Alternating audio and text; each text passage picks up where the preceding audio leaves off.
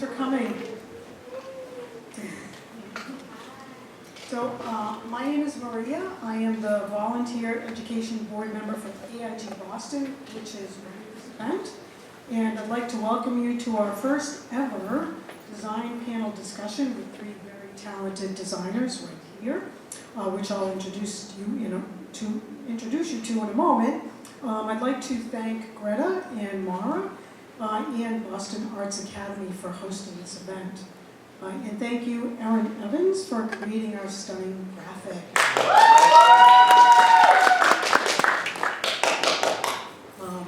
AIGA is a national membership organization and professional association for design.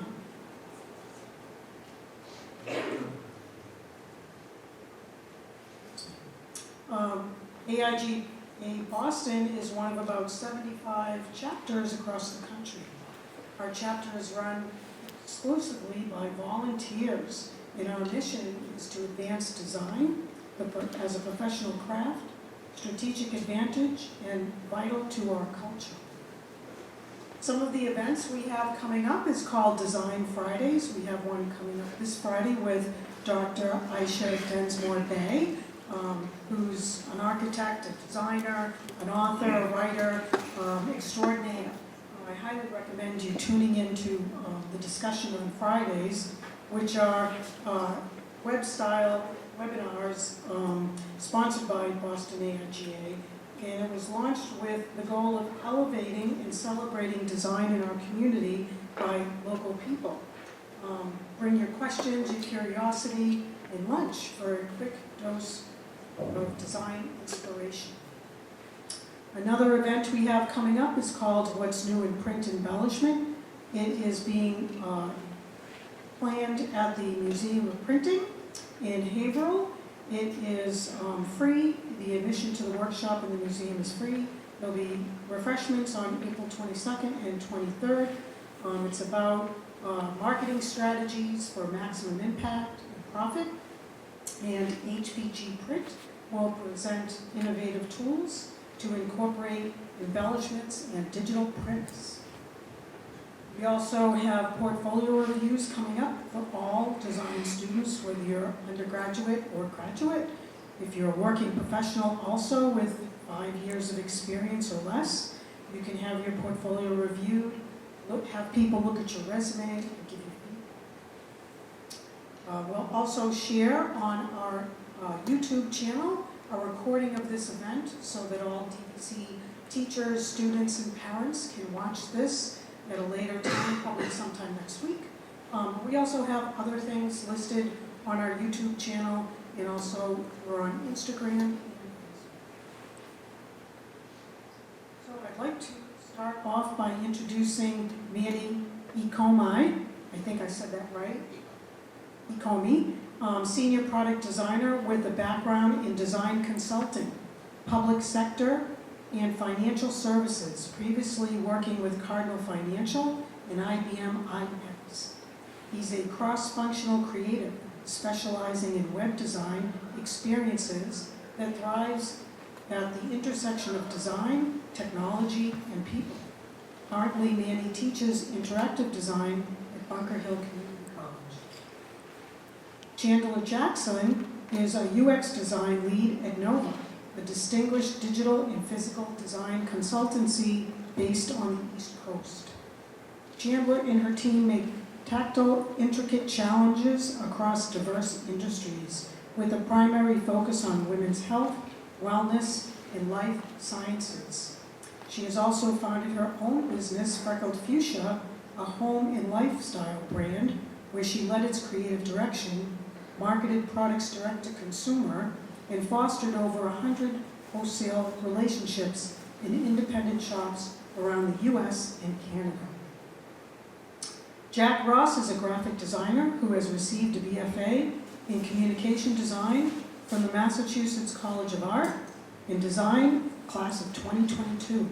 His work includes brand identity, posters, motion graphics, web, print, research, and digital illustration. He has experience working at graphic design firms, public relations, film and TV, architecture, engineering, banking, and freelance. He is currently working full-time as a graphic designer at STV, one of the nation's leading engineering and architectural firms. Please join me in welcoming our panelists.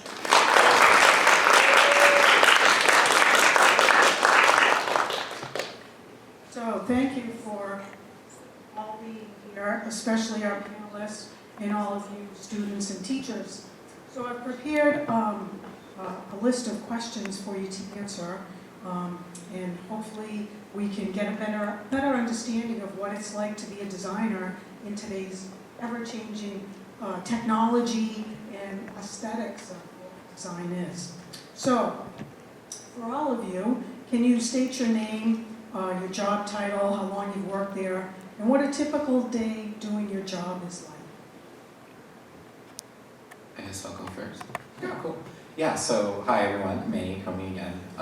In my previous role, I was working at Cardinal Financial. They're like a mortgage lender, so their job is basically to help people get into homes and give them the money to do that. As a product designer there, what I was working on was their borrower experience, so figuring out like what it takes for someone to apply for a loan, make sure that they have certain credit worthiness, and all the digital touch points that are included, like the online application where they go to give us their documents and those sorts of things. I was working there for about 6 months, and now I'm looking for a new gig. And then prior to that, I was working at IBM as a design consultant, where I worked with a lot of state governments and financial services organizations.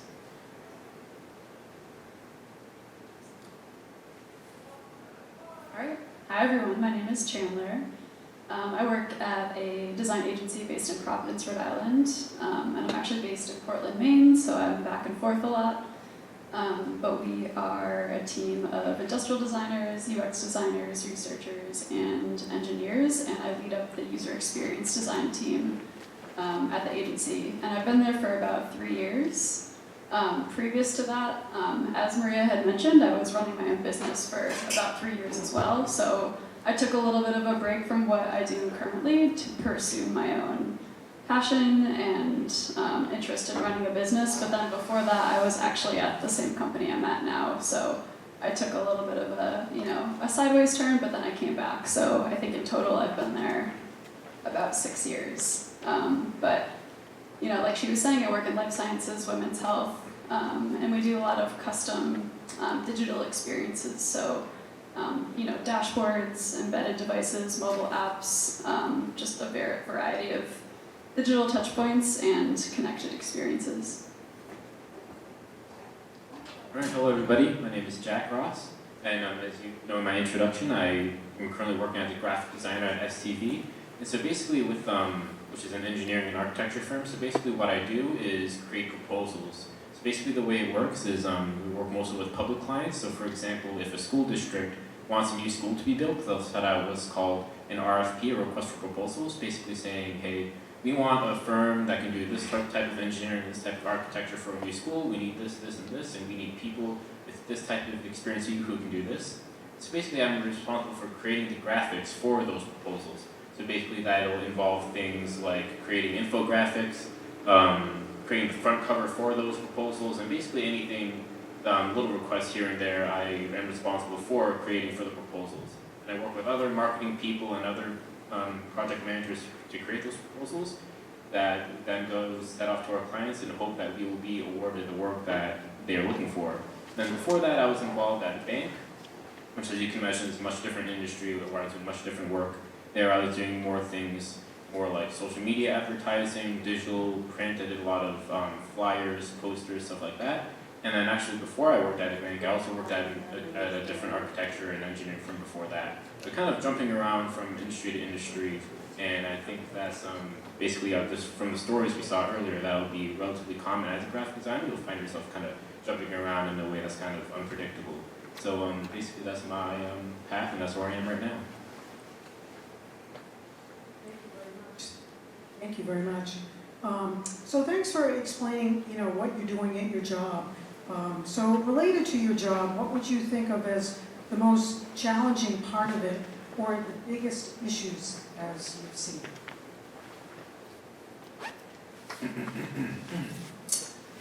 I love starting with a negative.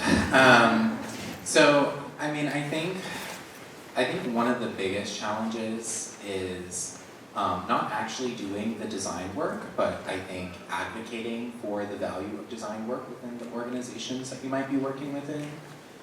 Depending on the size of company that you join, and potentially the level of maturity and the way that they value design or not there, can make it rather difficult, I think, sometimes to do the good design work.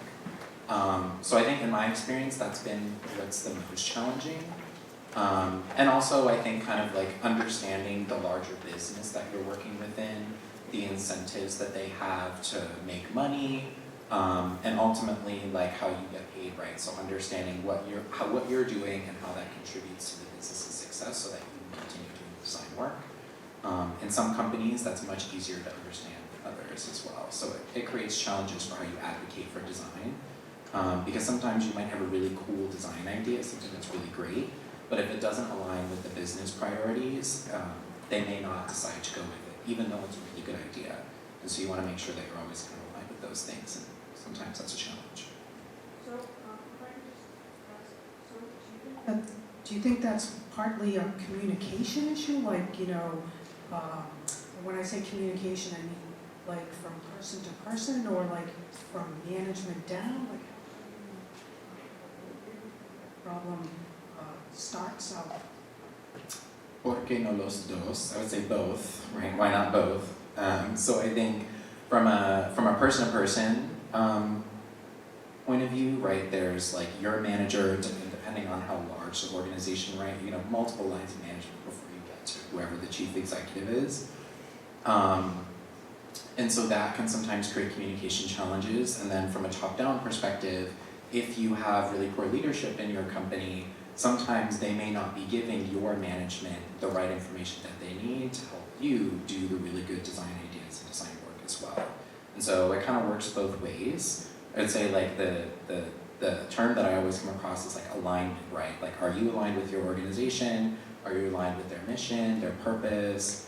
And then from the top down, it's like, are they just saying that and that's like marketing for them, or is it something that they're actually holding themselves accountable to? And the design work is a key part of that. So I think it's both, for sure.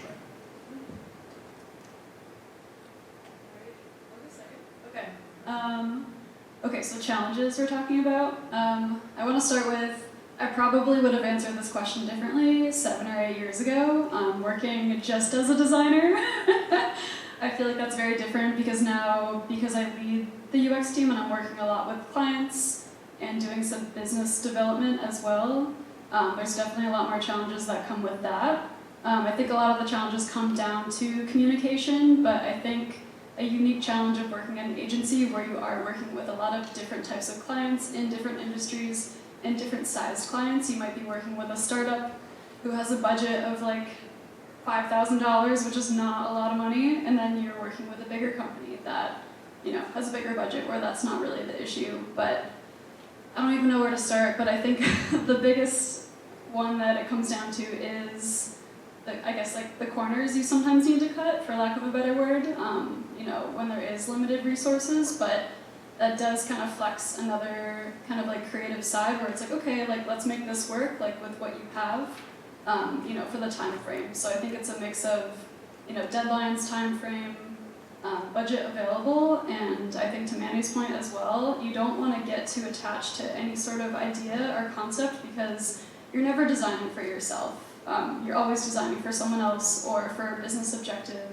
So I think that's really helped me kind of like, take the, the hardness off. Is like, okay, you're going to put the user first or the client first, and you want to, create something that's going to work for them and to benefit them so that they can keep moving, and that ultimately they'll come back to you for more work. So that's my one answer to that question. Yeah. And I think too, like, hopefully your idea for the client is hopefully one that you like, right? Yeah, I mean, like, hopefully, yes. And like, I think, usually before you present any sort of concept, you always want to, come with at least, 3 to 5 that you feel good about and that you can stand behind. It may not be your favorite, but you never want to put one in front of them where you're like, oh, this is not great.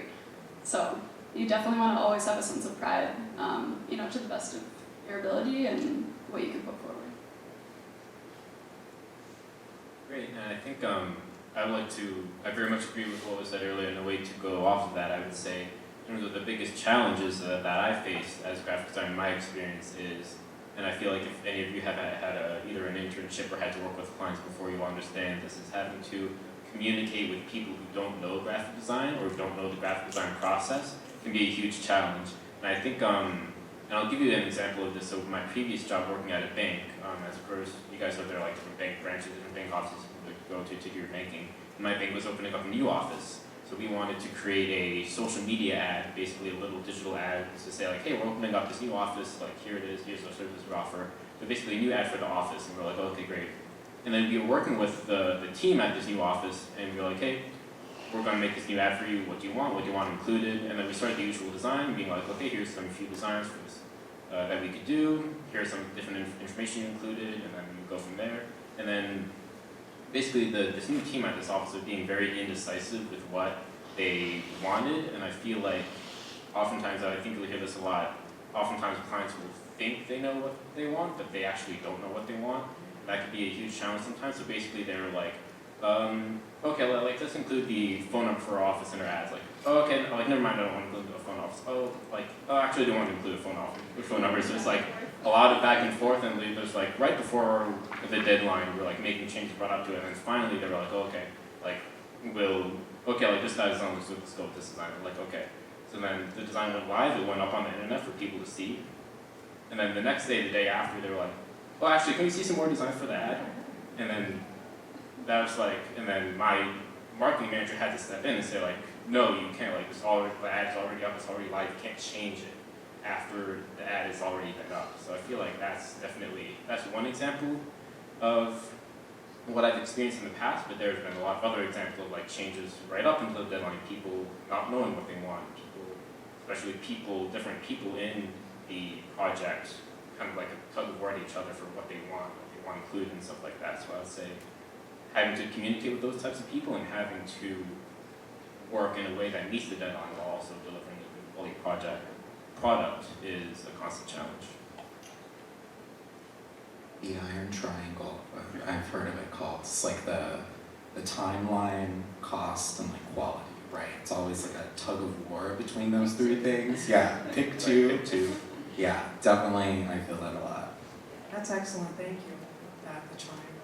And thank you, Jack, I can so relate to that, having, worked many years.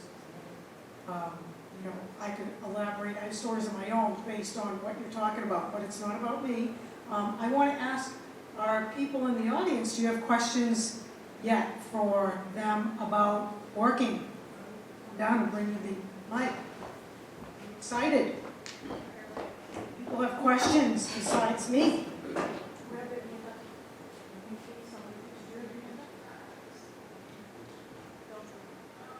Okay, so you said not to get attached to idea of this is something that I'm still learning to do, because I think artwork is a very personal thing, and it can be hard to not get attached. But I also I did a project last week where I really liked this idea, but everyone wanted to go in a different direction, so I had to switch it up and I had to make it in a way where I would enjoy making it. Because if I don't enjoy making it, and if I don't have a passion for it, then it's just not going to come out as good, I think, is how I see it in my head. And also, how you mentioned the idea that, clients, they don't always have, in the graphic design world, everyone would see this one as, the right choice. But then, to everyone else, they're like, this is bad. And I think, I don't know, I'm just wondering, how do you, grow into, that mindset? And, how do you, cope with the idea that, you might think you're right, but they have to be right. Because they're right. Yeah, good question. Yeah, that's a really good question. Yeah, that's a great question and a tough one. How do I answer this? There's a couple ways to go about it.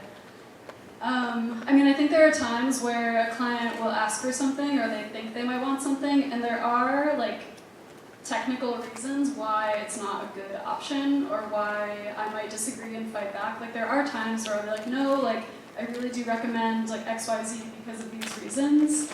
And as long as you come forward, I think with a sound reason and you know, you've seen things happen or you've seen things gone down, if you can provide, I think, a realistic example, sometimes you can change their mind and they're like, oh, okay, let me think about that, or oh, you're right, like let's do that. But then there are other times where they just want it a certain way and you just have to accept. I don't know how else to explain it. I think the best way, Gulp. Yeah, exactly. You just have to swallow your pride and you're like, okay, they're paying me to do this and I just need to get it done. And then you just know, especially working at an agency too, I think it is nice knowing that, okay, I can shift my attention and focus onto a different project and kind of put that aside and not worry about it. It's only a fraction or a portion of your day and your career and it's not going to last forever. So it might feel intense and annoying at the time, but once it's done, it's done. So it's one of those things where sometimes you just have to bite your lip and kind of get through it. But I think the biggest lesson, or the way I learned this, was through freelancing and just having to manage those relationships on my own, where it's like you are the person who has to absorb that, and your manager or someone else on your team can't offload or do anything. You just have to push through it. So it's kind of just like a grit thing. Yeah. So there's no easy way around that one. It takes practice, I would say. Just to add, I think I agree with everything that you just said. There's, I mean, it sounds pessimistic, but it's kind of like being willing to kind of kill your darlings, right? It's like, you know, I mean, there have been plenty of times where I've had like an idea that I thought was awesome, and maybe it was a really great idea, but the business decided to not go with it for whatever reason, right?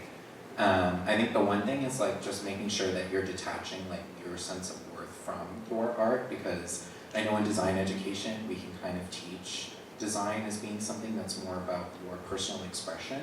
But when you start working as a designer, it becomes more about how is what you're designing and creating fit for the purpose that it's serving. And usually that's to either make the business money or save the business money. So it kind of helps, you know, detach some of that. And then I would say through experience and practice, like you just start becoming more comfortable with that.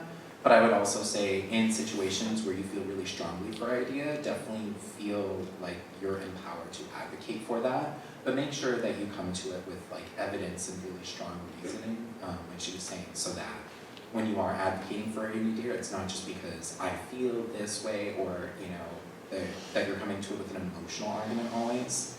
And evidence and data can help, especially if you have that. But sometimes even with, I've had experiences too, where even when you come with the facts, people still decide not to do it anyway. And in those cases, sometimes storytelling or like a personalized example can also be super, super helpful. But sometimes it just doesn't work out, and that's okay. And don't feel like that's like your own failure because your idea didn't go through. There's one more thing that I would like to add to that as well. What you show on your portfolio, what you show to other people on your website does not have to be the same design that's actually used by the client. There are multiple graphic design projects that I have on my website right now that were for real clients, but the actual project looks different than what was actually used by the client. So essentially the client gets one design that they decided to use, and then I was able to, you know, change it the way I wanted it to be to put on my portfolio website. And I don't see any problem with that at all. And as long as, you know, oftentimes each project is different, so oftentimes, you know, doing that will take a lot of time and resources, and I know not everyone has, you know, we don't have an unlimited time in the world to make everything exactly the way we want it. But if you have one project on your website where it is more of the direction the way you want it, and then the client gets, you know, the same project but it looks different for what they wanted, that's something you can do as well. Thank you all for your answers. Another question over here. So my question is, this was for like the challenge, like specifically Manny, your challenge about how like some organizations might not like push for like the good designs that you feel are the good designs. So my question is, how do you suggest or like advise us to combat the challenge of like convincing the organizations that these are good designs or like pushing like the good designs? It seems, no, it's a good question. I mean, to be honest, I still struggle with this too sometimes, even in my last role, where it was like we were in that situation where we had some pretty good ideas, but the business just decided to go a different direction. I think ultimately though, in hindsight, where I've been most successful is actually like focusing less on the design and more about my relationships with people within that organization. So like design is really like a team sport, to be quite honest, and so you can have the best design in the world, but if your engineers don't want to build it and the business doesn't think it's value, then it's just going to end up being stuck in a design file somewhere, right? So if you want to see it come out into the world, I think it's important also to involve people in your design process as early as possible. People tend to support the things they help create, and so the earlier that you can get those decision makers and people into the design process with you, which is arguably a challenge in and of itself, right? I think the higher chances you have of success of the design ending up meeting the needs of everyone that's involved and something that everyone's ultimately happy with is how I've seen it going about in the past. Yeah, one thing I wanted to add to that is that I think it's becoming a little bit more acceptable now, and I do this a lot with clients, and it's actually working pretty well depending on the client, but having a working session with them and having kind of like an over-the-shoulder view into the file, they might not be with you physically, but if you show, kind of a share out of your Illustrator file or Figma, and you're like, this is where I'm at, this is where I'm going, and again, like they kind of have that sense of ownership and like that, they can be a part of it too and have a say, instead of coming to them with a presentation with a polished file and being like, okay, this is it, this is what we have, and they're like, oh wait, because it feels too finished. So sometimes it is nice to have that in-between session. I don't recommend that all the time, but I have found it useful and helpful and pretty successful. So I think that does help as well. I'd like to go off of what I said earlier about like not having to show the same project to other people versus your client, because at the end of the day, I would say this is kind of the unfortunate truth, is that it is more important that your client is satisfied with the design rather than you being satisfied with the design itself, especially since if it's your job, if you're the one being paid, if it's for the client. I would say that's the number one important thing. And then I think it's also important, I know of course everyone's busy, not everyone has the time for this, but I would say it is important to kind of focus on your own passion projects on the side, whether it's either in your spare time or anytime you're not at work. It's very important to keep your creative juices flowing, because oftentimes your job will not foster that. So like for example, like going back to my portfolio website, I have a combination of both school projects, work projects, as well as passion projects of mine that I can kind of achieve a good balance of what jobs and employers are looking for versus what I'm also looking for as a graphic designer. So I think having that balance of both types of projects and both types of work is important. Excellent answers, great questions. I see another hand up here. And then I think since time is marching on, if there aren't any other questions about work, I'll turn to high school questions. Hi, I'm a fashion major, so it's kind of like different, but we still have like clients and stuff like that, the same or similar creative process. But do you guys have any like tips or advice or like experience to share about getting clients to work with you again? I would say, in my experience, I would say that unfortunately some clients simply cannot be moved, no matter how hard you try, no matter how much you tell them or how to persuade them. Some people simply cannot be moved. That's just the experience that I've had. Some people can be moved more than others, especially the longer you talk to them, you say like, hey, this is really your best interest, not only my best interest, but your best interest. Some people can be moved a lot more than others, but I'd say as long as you get like the project done and you move on, that's almost the most important thing, because as long as you can move on, the sooner you can move on to the project, the sooner you can move on to something else that you really want to do. So I would say having that balance of both having a good relationship with the client as well as having the time to do really what you want to do is really important. Oh, one more question. Did you ask about them coming back to you again for more work? Yeah. Was that also part of the question? Yeah, I think part of that is it's sometimes has to do with timing and also kind of like feeling out, okay, are they happy? And like, when is a good time to ask that? But also just asking like, oh, what are your plans look like for the rest of the year? Like what are your goals? What are you trying to achieve? And just trying to see where else you could potentially support them. So maybe you worked with them on, fashion, I know it's different, but I'm just trying to think about in graphic design, for example, like maybe you help them design their business cards and you're like, oh, maybe the conversation comes up about a website, and then it just kind of piece by piece, and I think breaking it off into smaller chunks is sometimes more digestible. So just trying to anticipate, you know, the bigger picture of what they're trying to do and how you can come back and help them in some sort of way. Yeah, I was gonna say pretty much a similar thing. In my case, so in the past, this is a fashion design example, obviously. But one of the things that I realized is like kind of going back to relationships. It's, you know, just delivering the design work is kind of like the bare minimum. You also want to make sure that like people enjoy working with you and that you're building those relationships with people, so that way when the time or opportunity does come for them to work with someone again, you know, they think of you because it's not just about the work you did, it's also how you made them feel while you did that work, right? And so in my case, when I was working with a client, we were signing with them, I think, like on a quarterly basis. And so on top of just doing design work, it was also like meeting with some other people within their organization, showing them how I could provide some value to them, or giving advice, things like that. That happens a lot, especially in like agency and consultancy work. And then I would say also like think about, to her point, like what are you anticipating the next steps for this person that you worked with? So a lot of times what I would do is when we would come close to the end of like maybe a contractual period or something, I would say like, you know, if we were to end this now, like here's what I would recommend you do next. And if you need help with that, like let us know kind of thing. So it is a little bit, you do have to be willing to kind of like sell, right, a little bit.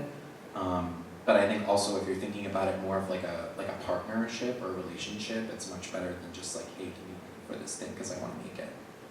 So you have to really think about like what's in their best interest, and sometimes that might mean not working with you at that time, but leaving, you know, a crack in the door open for them to come back. And I'd like to add one more thing. Definitely, and this is kind of something I learned the hard way through high school and college. Definitely don't feel obliged to keep working with clients who are toxic or who, you know, otherwise aren't fostering your creativity. Because there have been times when, of course, I have a full-time job now, but in the past, especially through college, I would do a lot of like freelance work, just like projects here and there. And there have definitely been times when I worked with toxic clients who either didn't understand design or didn't really want something creative, or like who even like wouldn't pay me on time or something like that. Or at the end, I would just like, okay, like I'm not going to work with you again. But then, if you do have a good client who does understand you, who does understand the creativity process, they would respect the decisions that you make. A good client will respect, you know, who would understand where you're coming from. And I feel like, you know, and you would understand this right away if this is a good client or a bad client, if this is a client you want to keep working with or who you don't want to keep working with. So I would say, of course, it's a little different when you're working with in a full-time job. You kind of have to work with certain people, but if you're either freelance or doing work on and off, definitely don't feel obliged to work with certain clients. You're more of in a situation where you can pick and choose the people who you want to work with and who you don't want to work with. Last call for questions about work. I'm going to ask questions about high school. Anyone else?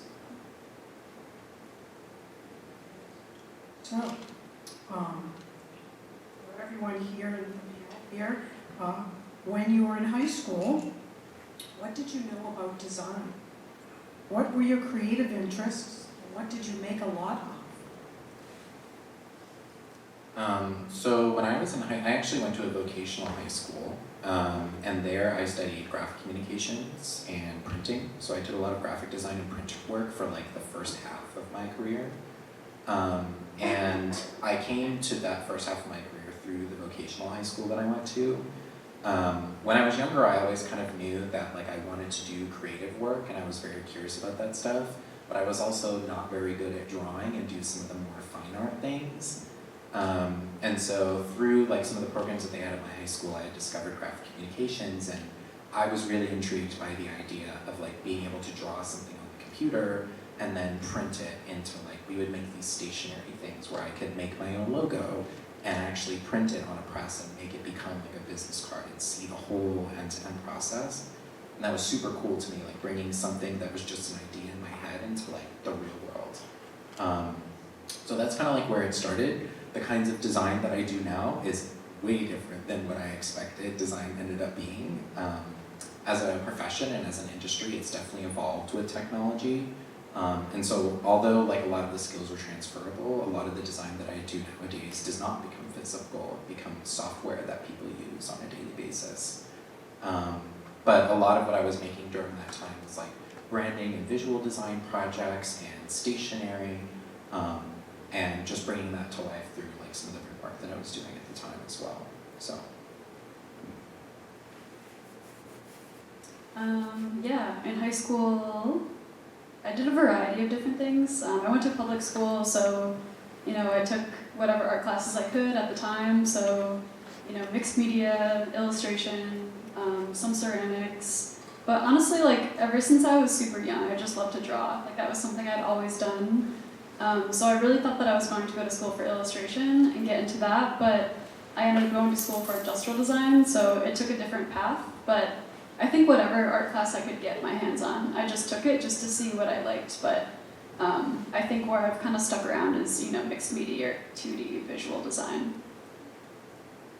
I would say for me, in terms of, when I entered high school, I knew very little about graphic design and or DVC, visual design. And actually, so Maria here was my teacher in high school. I had Maria as my teacher for 2 years at Minuteman High School in Lexington, Massachusetts, and there I actually learned a lot. What's great about the DVC program in high school is that you kind of get to explore around a little bit, but you also have the time.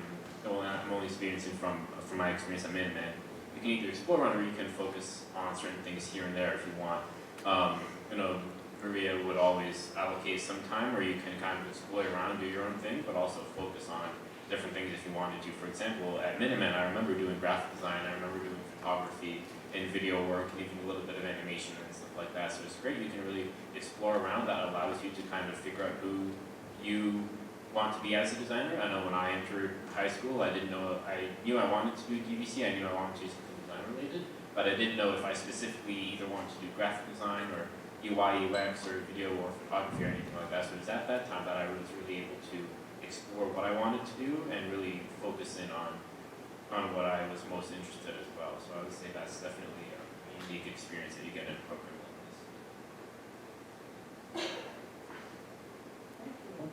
this. Was there a project in high school that made you decide you wanted to do more of this and learn this in college? Or maybe a few things? Maybe it just wasn't one thing. So I think it wasn't necessarily, there was the moment in college for me, like I was saying, I'm sorry, not college, high school, where I was like able to have an idea and print it and make it like a physical thing. And so from there it was kind of like, okay, design is going to be the thing that I do. Like this makes a lot of sense, I like doing it. And then through like more education, like finishing high school, doing my BFA, and ending up at Lesley, that's where I was kind of introduced to like design beyond just like visual design and the things that we see, and how the scope of design is much larger than just like 2D graphics and like Illustrator and InDesign. And that idea really intrigued me because it made me realize that it was less about like what my expression was, which was somewhat important from an artistic perspective because design is still a form of art, but also like how could I use design almost as like a superpower to like have a positive impact on the world around me. Because design is all around us, right? It's in the chairs that you're sitting on. Someone had to design those. If you had an industrial design, I'm sure you probably design physical products all the time, right? Lots of chairs. And so when I realized like the scope of design was much larger than what I originally thought it was, I think that is like ultimately what led me to what I do now in more user experience and product work, where it's like looking at broader systems and services and how people interact with those things in order to achieve the goals that they want. And so although like the creative process and all the stuff that I did there initially is transferable, now it's more about like how can what I do as a designer kind of serve a purpose for the people that I'm designing for, and is it achieving the purpose that I would help them do. Yeah, in high school, I'm gonna be honest, like I don't think fully understand yet like what design still even was.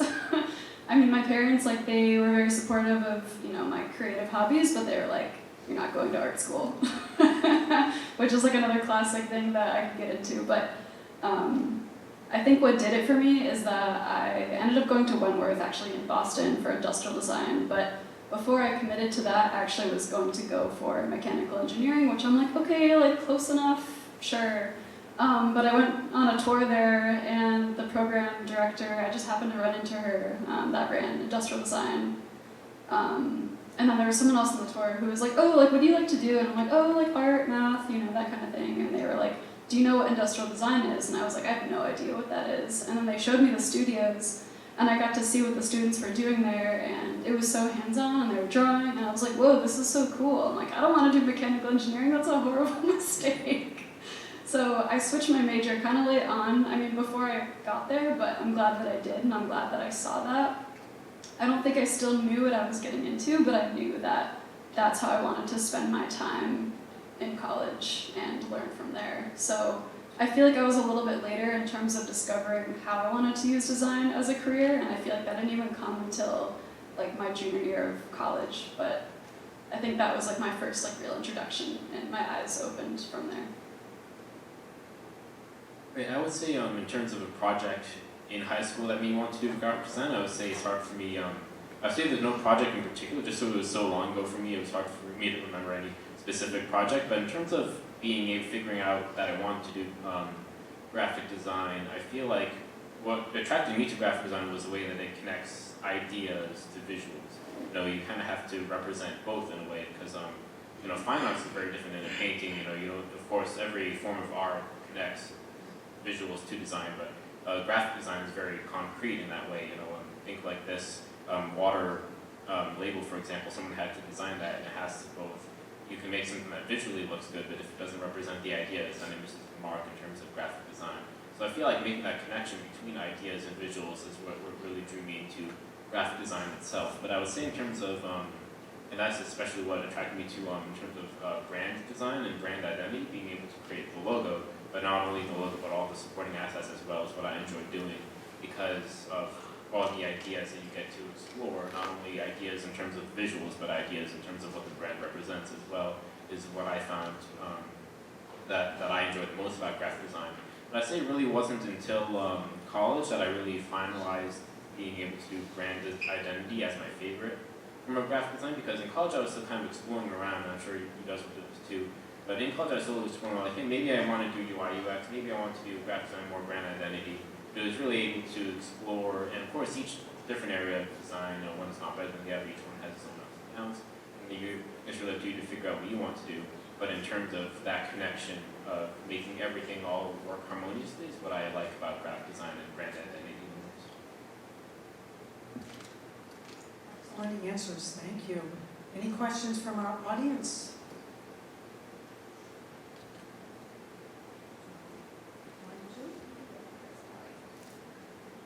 Can you explain more about what industrial design is, please? So the name of the word industrial design is a little confusing because you might think of industrial buildings, which is not it.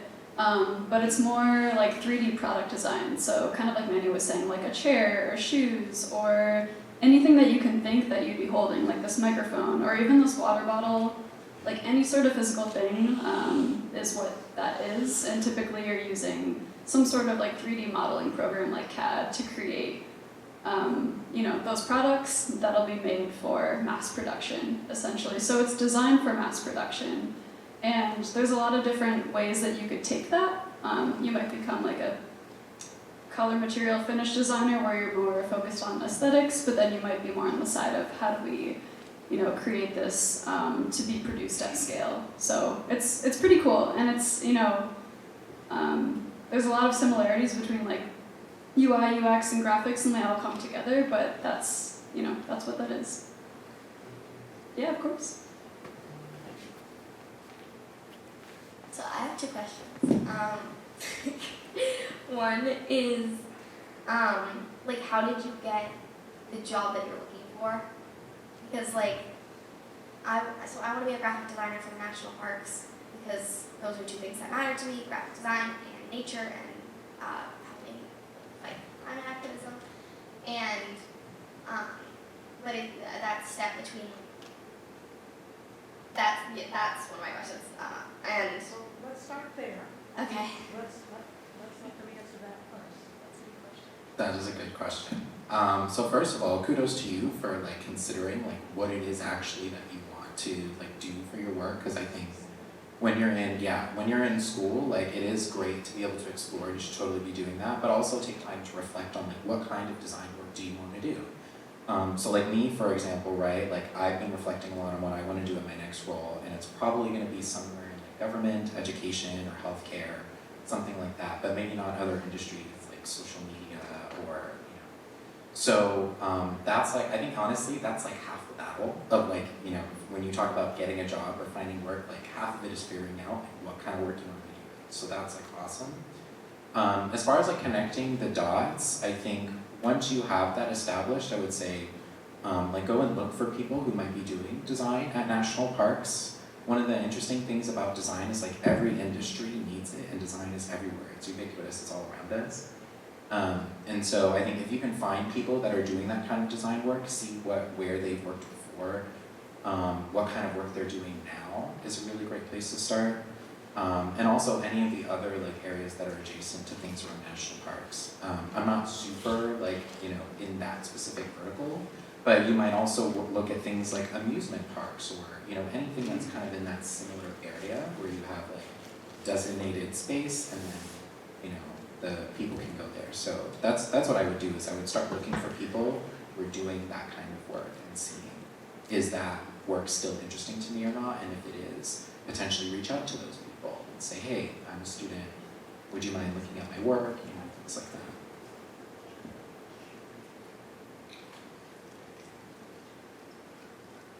Number 2. My other question was just about what are your guys' opinions about AI and how There that's, it is. and yeah, that and how it's affecting the art industry and how it's kind of taking jobs from graphic designers, because we're slowly like, it's getting smarter and it's probably going to come to a point where like it can do most graphic design work. Yeah, I would like to answer that. So I would say AI definitely is taking a lot of work with graphic design, but also photography and video as well. For example, I'll give you an example of the way I kind of use AI by accident. So back in my banking job, my boss asked me to create like a little like holiday postcard or whatever, like, you know, like happy holidays from the bank or something like that. So now I was like, and of course like at my bank we have like high turnover with projects, super tight deadlines. So I was like, okay, I'll just go find a little stock illustration and say like happy holidays from that. So I found like, I searched like a stock image photo of like just like holiday graphics or like holiday illustration, something like that. I chose one, but like happy holidays on the one from there. And then only after that I went back to the stock image website and it actually said like the illustration that I chose actually said like AI generated next to it. And I was going so fast I didn't even like have a chance to realize that. And usually, usually like stock image website will have like a button that says like AI off, AI on, or something like that. And usually I turn it off, but it's like this moment in particular I must have like forgotten to do that. I've definitely seen it a lot used in illustration and photography work, as well as advertising. I'm sure you've all seen that like AI Coca-Cola ad, which I really don't like, but some people seem to like or whatever. So I haven't seen it as much in terms of graphic design as those other fields, because graphic design seems to be more specific in terms of the audience that it's for, you know, something like a specific brand or something like that. So I feel like in a way AI is a little bit harder for graphic design than it is for something like photography or video or something like that. But it's definitely here, and it definitely has taken work already, especially since the fact that even if something is AI, a lot of people don't seem to care that it is AI, and people are fine with AI creating content that could otherwise be created by people. So I would say that's, you know, unfortunately the answer that I do have, but I'm curious to know your thoughts as well. Yeah. No, that's a good point, because some people don't, you know, care so much, or like maybe don't have the sensitivity to the difference between something that was AI generated or generated by an actual person. But I will say that AI is only as good as the person behind it who's guiding it. So, you know, it doesn't just come out of thin air. Like AI doesn't generate AI. Maybe one day it will, but for right now, you know, there's a person who's guiding those prompts and working with it to refine. Another thing I wanted to point out that I think is going to be a really big hurdle and challenge is a client that I have right now, you know, super big name. They have a lot of like top secret things that they're working on, basically. And we can't use AI to create work for them, because if we were to do that, then the AI, you know, generator would be aware of what those things are called or what they are. So there's things in place already that are preventing people from using it anyway. Like we have to, you know, shoot our own video or find stock photography or videography or create our own work still. Like, it's still happening, and like, it's going to be really hard to get around that, just because I know that this client is so particular about the security and the privacy of what they're making. So I think in those fields, it's going to be a long time before that's going to take people's jobs, but I think in other cases, yeah, it's like people are using AI to cut corners and do things like that. So it just depends on the industry and the clients that you're working for. I would agree with everything that you all just said, but I would also add like maybe some contrary points for perspective, because I'm a bit more on like the cautiously optimistic side. I think ultimately, like in my own experiments with using different forms of like AI, like at work and like for some personal stuff, I think like AI is ultimately a tool. And so like to her point earlier, the tool is really only effective as the person using it. You know, I can use a hammer to potentially like hurt someone, or I could use it to help someone build a house, but probably not, I won't be good at building a house as someone who's actually working in construction, right? And so your ability to think critically about AI outputs, I think is really important as a skill to kind of develop. The other thing that I would say is also to consider the difference between outputs versus outcomes. That was a very different way of framing things for me when I was learning design and now practicing it.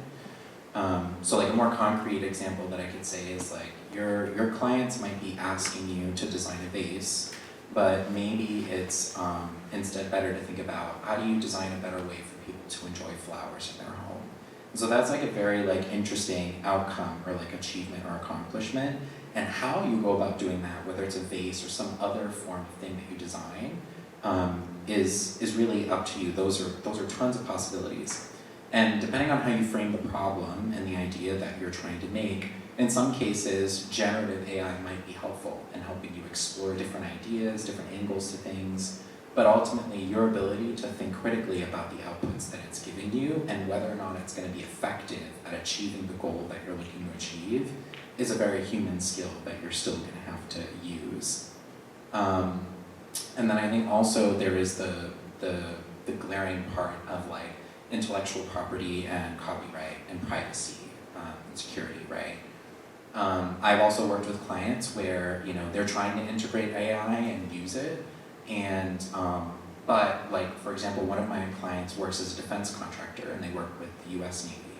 And when I was working with them, this was before ChatGPT, but still at the same time, like we weren't really allowed to use certain technologies because of the really strict privacy and security protocols that they had there. And so in those cases, like a lot of those environments are kind of shielded from that, I would say. But for the ones that aren't, I would say also there is this other future potentially for AI, I think, where it can act as a multiplier for people who are doing creative works. So maybe now, like, if I'm exploring a prototype for an application that I'm designing, for example, rather than trying to come up with 3 different options on my own, maybe I come up with my own few options, and then I say, hey, AI, take these options that I've made and generate 5 or 10 other variants or something like that, and use it as a tool to help you kind of explore different things. I think the idea that like we're just going to take AI outputs and ship them into production or do whatever that is going to be very short-lived, to be quite honest, because there's a lot of quality issues with that even right now. So I would say like definitely AI is here and it's probably going to be around to stay. But I would say one, like think of it as a tool. Think critically about the outputs that it's creating and whether or not it's effective for what you're using it for. And then I guess the last thing I would say is like don't be afraid of it. You know, like experiment, play with it. I know it can seem like very scary because it can be very hard to understand, but people tend to fear the things they don't understand. I don't fear it as much anymore. I know it's not going to take my job because I've seen what it can do, and it's still not as good as me yet at certain things. And so until that happens, I probably won't be worried about it. But that being said, I think like it does create some uncertainty, and that's, you know, design, like I was saying earlier, has grown immensely with technology, and AI will probably be a part of that in the future. So just interrogate with it and experiment. There's something small I would like to add to as well. There's definitely, I agree with everything that was just said. Definitely a limit to what AI has as well. For example, I work at an engineering firm.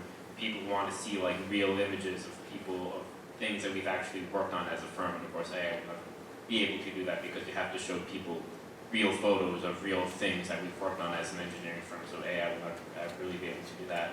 I would say there have been like little things that I have used AI for here and there. For example, like generative fill or things like removing the background. Like Photoshop has a button on it that says like if you upload an image, it says like remove background, and I click on it.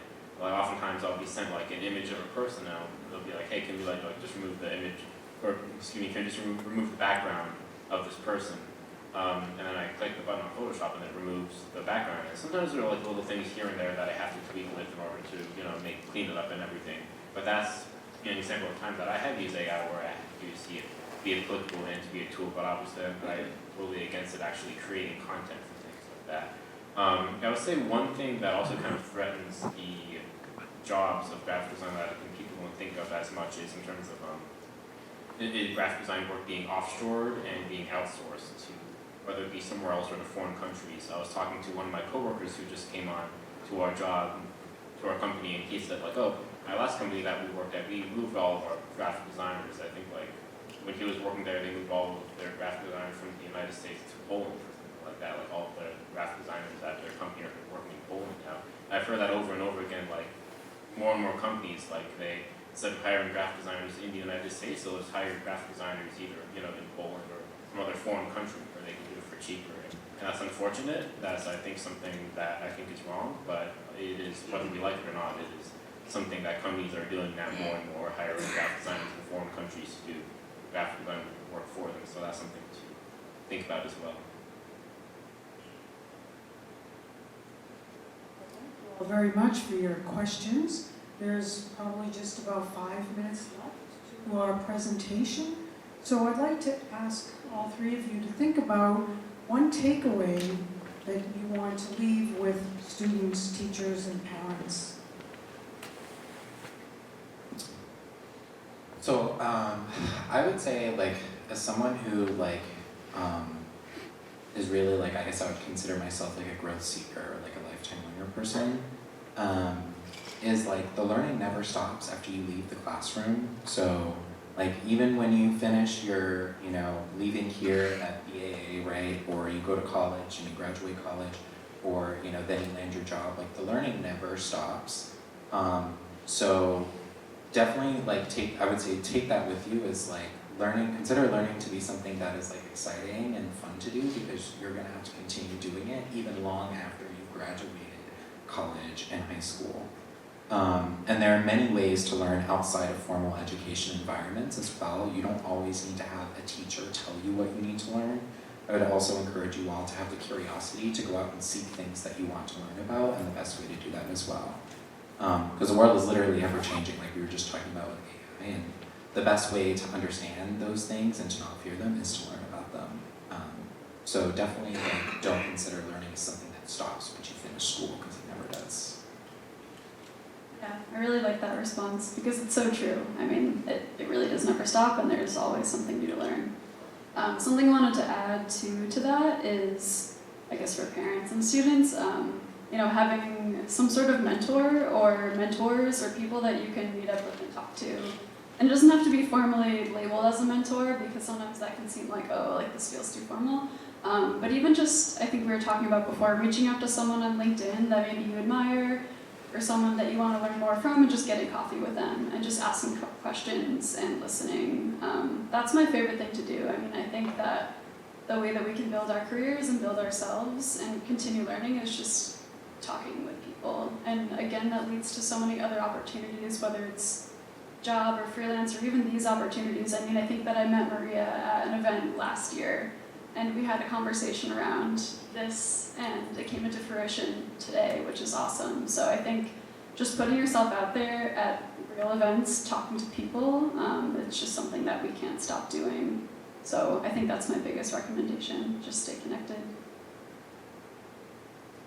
I would say if there's one takeaway that I want you to all understand is to always keep it cool as a graphic designer. There have been times when I've worked at my job, and sometimes tensions can be very high, and sometimes either whether it's a super tight deadline or a super heavy workload or people not liking what's being created or miscommunication, sometimes people can lose their cool a little bit. And sometimes there have been times that I'm working at a job where people have started yelling at each other, yelling at me, whether swearing at each other or just like insulting each other, which is wrong. I would wish that wasn't the case, but that are things that I have experienced as a graphic designer.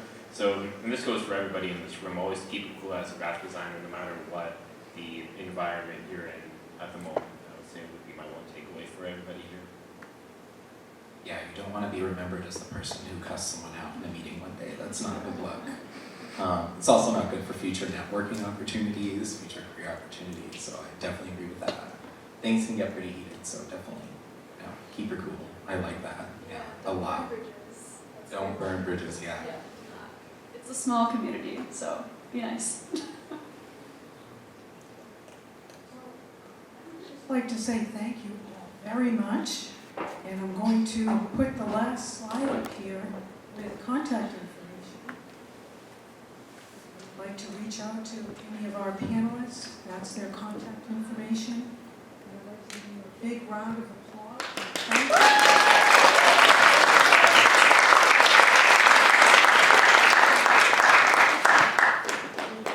again to Greta, Mara, and our designer, Erin Evans, for our graphic